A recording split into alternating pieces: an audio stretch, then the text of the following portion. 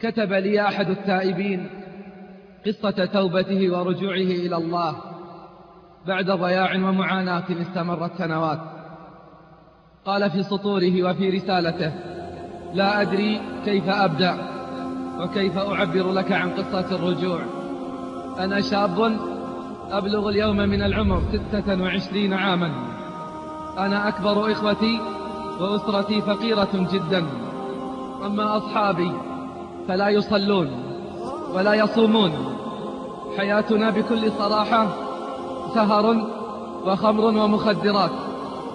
7 سنوات على هذه الحال حتى مللنا من هذا الضياع، فبدأنا بطريق آخر من طرق الضياع، وبدأنا رحلة جديدة من رحلات الغفلة. اقترح أحدنا أن نسافر لبلاد الكفار بحثا عن المتعة والتغيير، ففعلنا وليتنا لم نفعل. هناك تعلمنا فنون الزنا والخنا والنصب والاحتيال.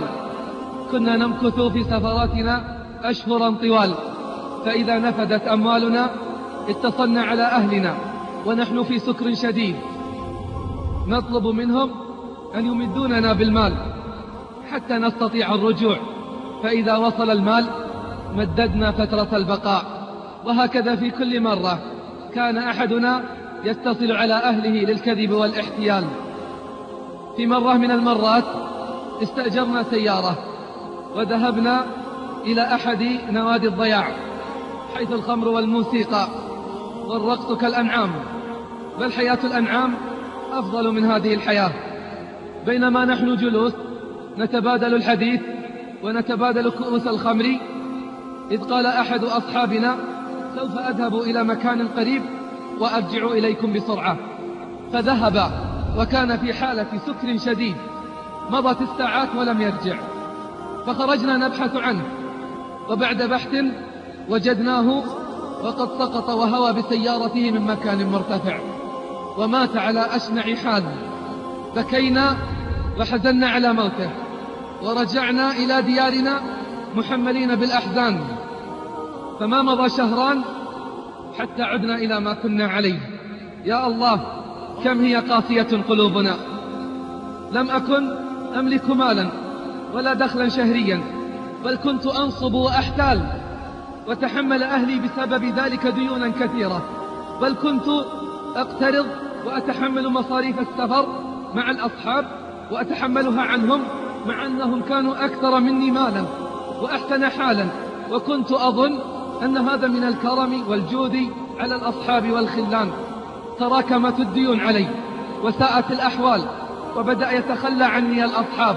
أي أصحاب هؤلاء؟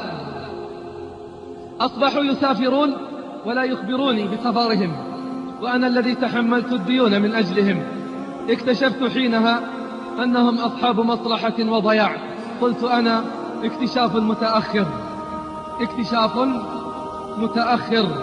فصاحبت غيرهم ولم يكونوا بأحسن حال منهم، صاحبت غيرهم ولم يكونوا بأحسن منهم حالا.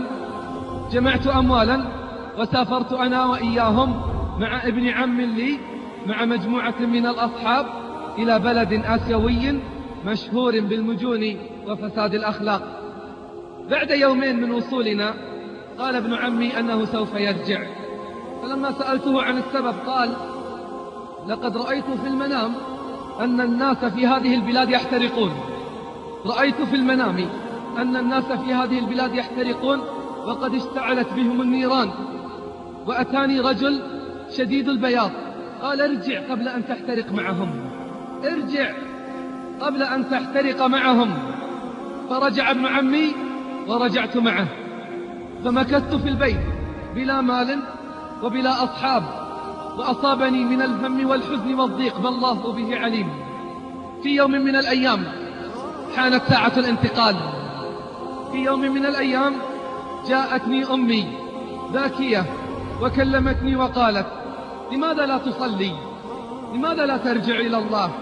وأعطتني شريطا وأقسمت علي أن أسمعه، ثم ذهبت وتركتني.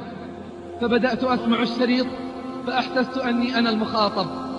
كان الشريط يتكلم عن الذين يغرقون في الذنوب والمعاصي، كان الشريط يتكلم عن أثر الصحبة في الاستقامة وأثرهم في الضياع. أخذت أبكي وأبكي وأبكي، فقررت التوبة ومراجعة الحسابات. يقول صاحب الرسالة: أتعرف يا شيخ من هو صاحب الشريط؟ أتعرف يا شيخ من هو صاحب الشريط؟ إنه أنت، وأنا أحبك حبا شديدا.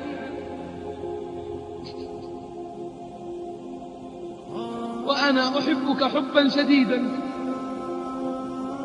وكان اسم الشريط أحوال الغارقين. ثم أعطتني أمي شريطا آخر اسمه قوافل العائدين. قلت أنا: اللهم اجعلنا خيرا مما يقولون وأحسن مما يظنون، واغفر لنا ما لا يعلمون. يقول: ها أنا ذا أكتب لك الرسالة وأنا أبكي بكاء شديدا، وأمي جالسة عندي تبكي معي وتدعو لك بالثبات، حتى الموت. وهي فرحة جدا بتوبتي.